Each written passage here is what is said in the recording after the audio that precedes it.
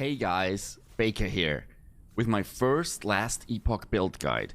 In this guide, we will look into my favorite character, the Rogue, more specifically the BladeDancer, and make one of the coolest and fastest farmer builds that is hardcore viable and can clear more than 100 waves of arena easily. This build utilizes Shadow Cascade, more specific Shadow Daggers, Shurikens, Shift to trigger those two and also move along through the map fast, Decoy, Smoke Bomb, and last but not least, Synchronised Strike. Let's dive into it. So, how do we go about leveling this build? I usually start off with a Humming Bee as soon as level 6 because it has ward gain on hit and also melee attack speed, which will keep you tanky for the early stages of the game. Further, I like to use Calamity for some extra damage.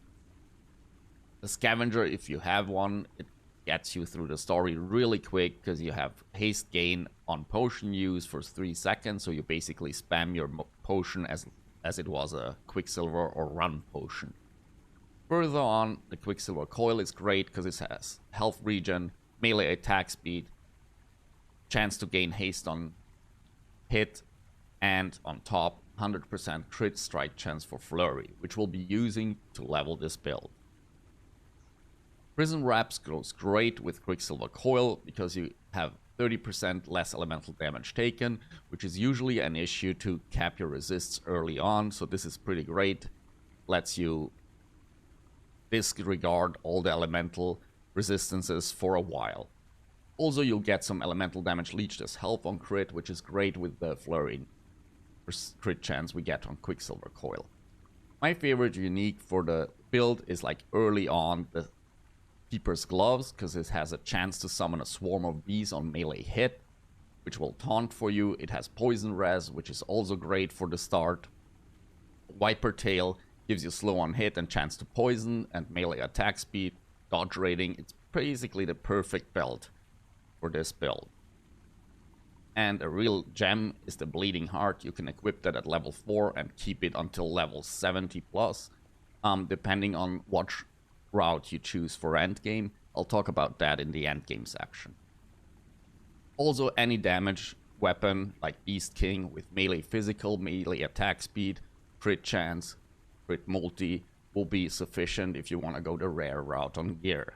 And just try to keep your gear with health, dodge rating, and ally, void, necro, and poison res. Let's look into the skills. So for leveling, we'll choose Flurry and go all the way here to Hamstring, which makes Flurry's third strike slow enemies on hit, and also get Billowing Waves as soon as possible. It increases the range of Flurry to make it a bit of a ranged attack, compared to like only melee hits like Dual Strike in Path of Exile, or this would look more like Lacerate in Path of Exile. Further on, you can just pick up Second Wind for some extra health gain on hit, and Sap Willpower to just generate more mana for your main skill, which will be Shadow Cascade. I focused my Shadow Cascade early on into getting Careful Assault, Fight in the Shadows, Flow State, Dagger Dance, and then there's a point that you have to disregard attack speed on the way, which will be fine still, but you want to keep out getting Porcupine's Wrath for like mid-end game towards Lagan, or even beyond, because it won't do a melee attack anymore and just throw daggers, which will be our main damage source. The really good thing about the daggers that we throw is that they have a 100% crit chance and are scalable by melee fizz damage and throwing attack damage. Further on, once you got that node, you pick up Shadow Elegance and the build is nearly complete.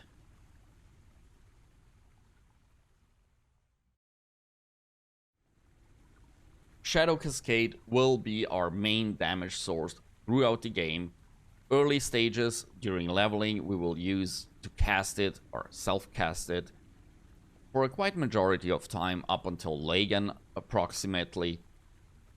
But as soon as we get the Porcupine's Wrath and the Shadow Elegance, we will only trigger this skill and don't have to have it on our skills bar anymore. Coming to the utility and movement skill, which is Shift, because it helps us trigger all the nice benefits we're getting.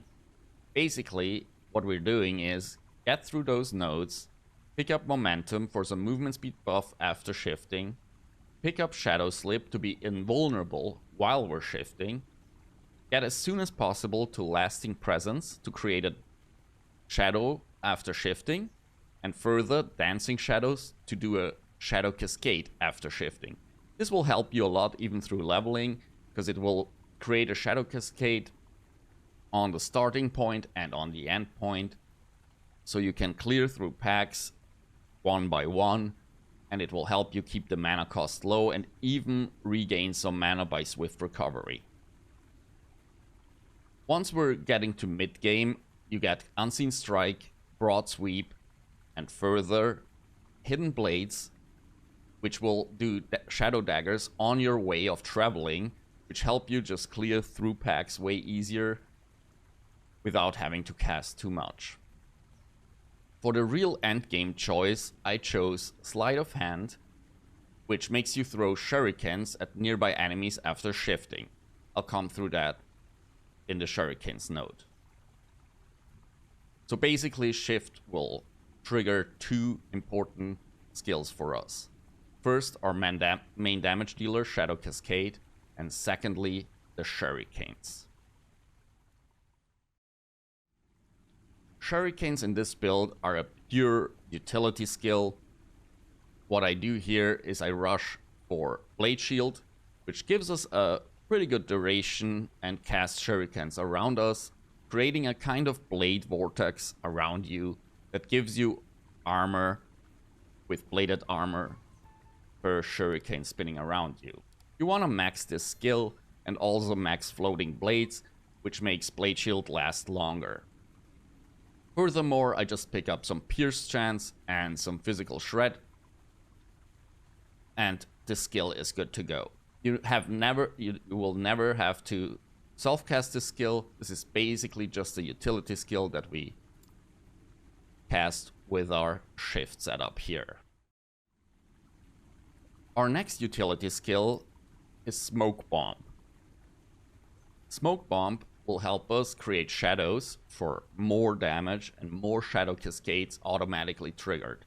So what we're doing is we're going through Lingering Fumes, Smoke Blades, and then Umbral Assault to create shadows in the smoke. Further, we want Thick Smoke, Eroding Fumes, Swirling Fog, which gives us slow frequency and armor shred chance for monsters in the smoke, and my favorite node, Knives in the Dark.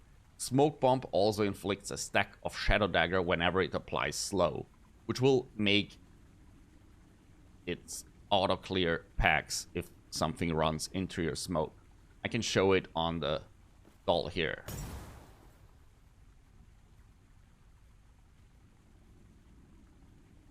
So it will tick every second if you have those skills maxed out.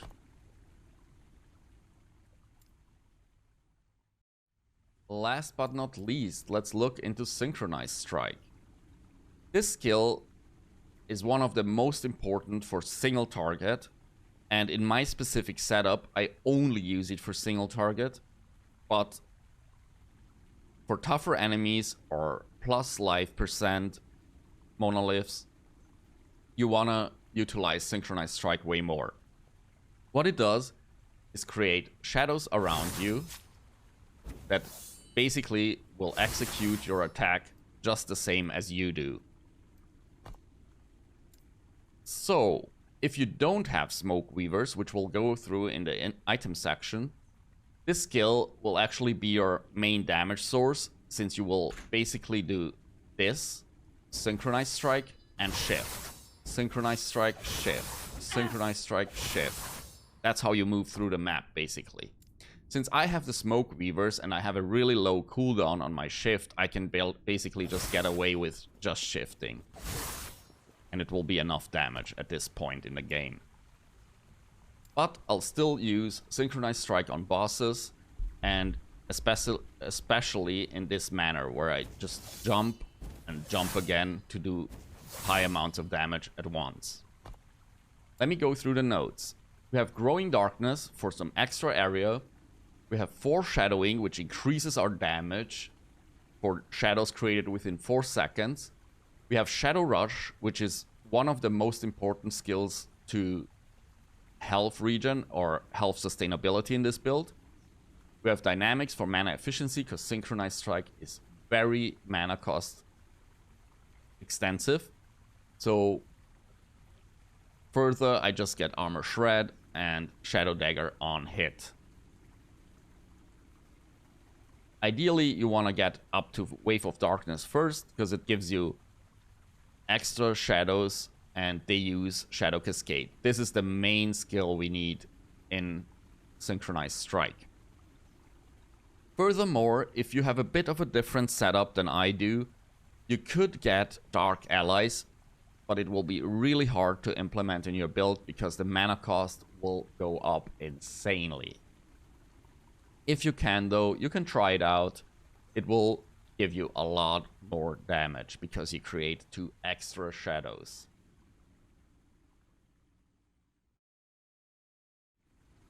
Let's check our passive skills. Basically, you start out in the Rogue class, and once you did the End of Time quest, you can ascend into a BladeDancer, which gives us maximum shadows, melee physical damage, and more dodge rating, which is a multiplier. But let's start on the Rogue class. Basically, you want to get some attack speed, physical damage. You can drop this later on. I just didn't do it yet. I will drop this over time once I need the point somewhere else. But for leveling, this is a great node. Further, you want Steady Hand maxed, Guile for dodge rating and poison res in my specific setup because I don't have enough poison res on gear. But the dodge rating, the flat dodge rating is pretty great until you get Smoke Weaver's Dagger. Dodge and Parry is a great node. It gives you the flat dodge rating and also glancing blow chance. Also, you want to get Twin Blade as soon as possible so you can dual wield weapons. Further, we're getting evasion and agility just for the haste on hit chance. That's it in the Rogue tree. Let's see the BladeDancer tree, which is a bit more interesting. I went for a Cloak of Shadows for Dex and Glancing Blow chance. Basically, whenever you read Glancing Blow chance, you want to pick it on this build. Glancing Blow is a mechanic that reduces the damage taken by 35%. Further, you want Shroud of Dusk to gain Dusk Shrouds, which is also a great mechanic we have as a BladeDancer, and flat health. Further, we take Veil of Night, which increases our melee attack speed, but that's not really the important part. It's rather the Dusk Shrouds, and each Dusk Shroud gives 50 dodge rating and 5% chance to receive a Glancing Blow. So at full Dusk Shrouds, we have nearly 100% Glancing Blow with all the passives.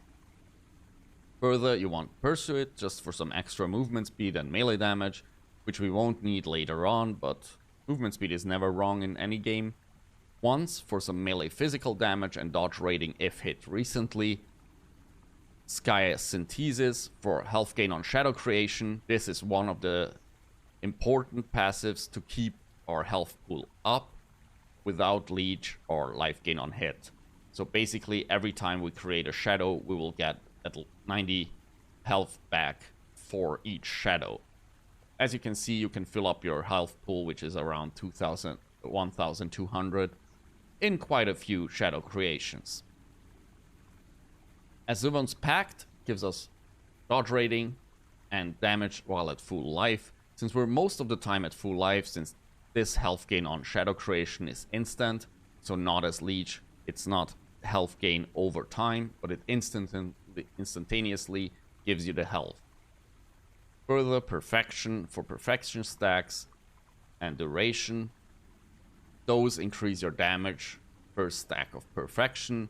Further, they increase your dodge and armor rating per stack of perfection. And at the top, we get 2 stacks of perfection per attack at full health. So just to generate them faster. Further, you want to get Shadow Master for an extra shadow, we just want to pick up as many shadows as possible, because those will be the ones that cast our Shadow Cascade. And all in, which gives us crit multiplier, because in the end our Shadow Daggers have 100% crit chance. What we want to do is scale this build fully with critical strike multiplier. This node I found quite attractive, especially in hardcore, because if you drop below 70% health, you gain stacks of Silver Shroud, depending on how many points you spend here. So I put 4 points in here, which gives me 400 ward if I drop below 70% health. If this was a bit too fast, I'll put a perfectly updated Last Epoch tools link in the description below. You can look at it at your own pace. It will show you the passive tree, the skills I'm using, and of course my gear. Let's get into the juicy section of this guide. So, my gear. Basically, once you start out after killing Lagan and you're getting closer to endgame, after completing the first Monolith, you have a pretty high chance to drop the Woven Flash, which gives you increased health leech on overkill damage, which is pretty neat, increased damage leached as health, and a leech rate multiplier. But the most important stat on it, especially for hardcore, is the 100% critical strike avoidance, which you will have in one item, and you have to split up into multiple items later on. What it does is basically reduce your crit chance or reduce the enemy's crit chance to 0. So they will never crit you. Any Monolith with the modifier enemies do 100% more crits or whatever doesn't apply to you anymore. So once you got the Woven Flash going, you'll try to transition the 100% and split it up to your gloves, boots, rings, amulet, wherever you can put it to reach the 100%, which we have here. Some other uniques I liked to use while leveling or in start of endgame were Legacy of the Quiet Forest. Although it doesn't have any health, it has quite good armor, void resistance, poison resistance, and everything in one item. This one you want to replace as soon as possible. Further, I used Transient Rest, which basically gives you physical, poison, necrotic res, movement speed, and also 60% of your current mana gained as ward when you stop moving. This is not so great for us, but for some classes that are using a lot of mana, it can be a nice defensive layer. Further, I used Titan's Heart. It has quite good armor, some melee damage, and increased health. You can start using this as soon as 41. If you combine it with the Bleeding Heart, it's a great item. Don't forget, you do not regen health, so you will have to have some other source of either leech or health gained on Shadow Creation. Now my gear. I chose to go with Critical Strike Avoidance on the gloves, some resistances, and Mana Regen. Mana Regen is nice because our Synchronized Strike is really expensive, and if you don't have Smoke Weaver Daggers, you will need some sort of either Mana Regen or Mana Efficiency on Synchronized Strike. Further, I went with Movement Speed Boots, Crit Strike Avoidance to reach the 100%, Void Res, just res in general everywhere, and Critical Strike Multiplier everywhere. As an extra prefix, if you don't know what to put, you either put Mana Regen or Dex. Dex will scale our damage, dodge rating, and the skills damage. On rings, you definitely want throwing attack physical damage, because since our Shadow Daggers are, for once, a melee attack and also a throwing attack, both will scale our damage substantially. On the second prefix, as mentioned before, you will get either crit multi if possible or something mana related. On my belt, I finished off my Critical Strike Avoidance, got some potion slot, and increased health. You definitely want that one node that gives you +1 potion slot and health gained on potion use. I even left it on tier 1 because it's not that important for me, since I don't really utilize my potions that much in this build. Now the chest. This is the juicy part. You definitely want Shadow Dagger effect, which has a breaking point at 50%, 150%, and 250%. The 50% are quite easy to reach. You basically need it on your chest, which is, in my case, a tier 2 craft, and then like one of those large shadow idols, and you'll be good to go. If you want to go beyond that and reach the 150%, you will have to craft a bit more of Shadow Dagger effect on your gear. You either want a chest with a really high roll, or a helmet on top, and of course all the idols you can get with Shadow Dagger effect. This will boost your damage insanely. So you should, once you have your resistances, life, and everything sorted out, you should try to get this one next. The mana efficiency on Synchronized Strike was something I went for early on, before I even had my unique daggers.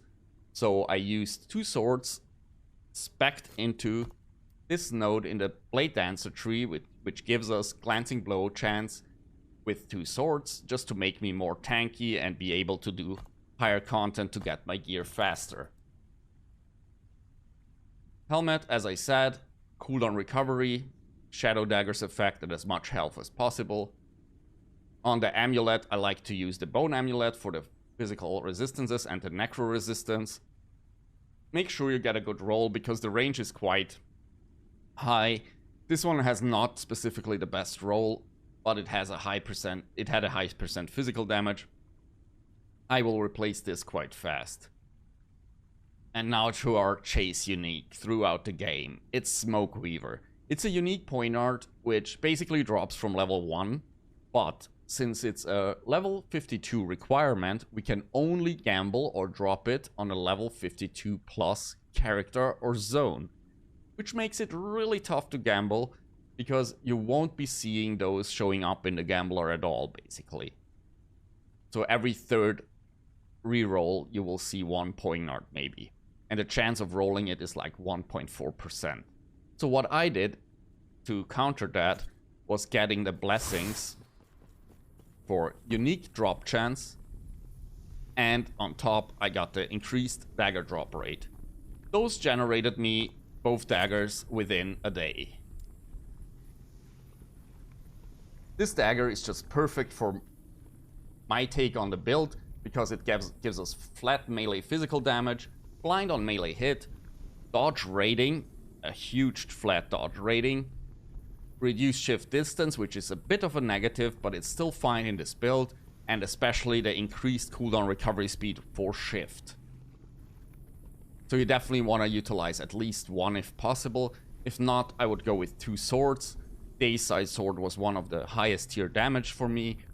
You could also use a dagger like Obsidian Dagger and a sword, for example, or 2 Obsidian Daggers. I tried everything.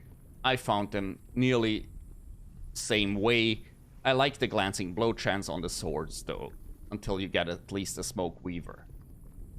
For softcore players or hardcore players that can afford it because they have all the res and everything sorted out, I do advise to get Zarek's Ambition boots because they give throwing and melee crit strike multiplier, and together that can be up to 100% critical strike multiplier. Both apply to her Shadow Daggers and is insane damage boost. Same goes for the Lyraka's Claws, which are quite easy to gamble and to find, and they can get up to 130% critical strike multiplier. So if you can, add them both to your build and the damage will be insane. Alright guys, thanks for watching. If you liked the video, please hit subscribe and like it so I know to put out more Last Epoch content in the future. If you have any further questions, drop them in the comment section below or come to my Twitch and ask me directly. I stream nearly every day at twitch.tv/baker. In the meantime, happy looting.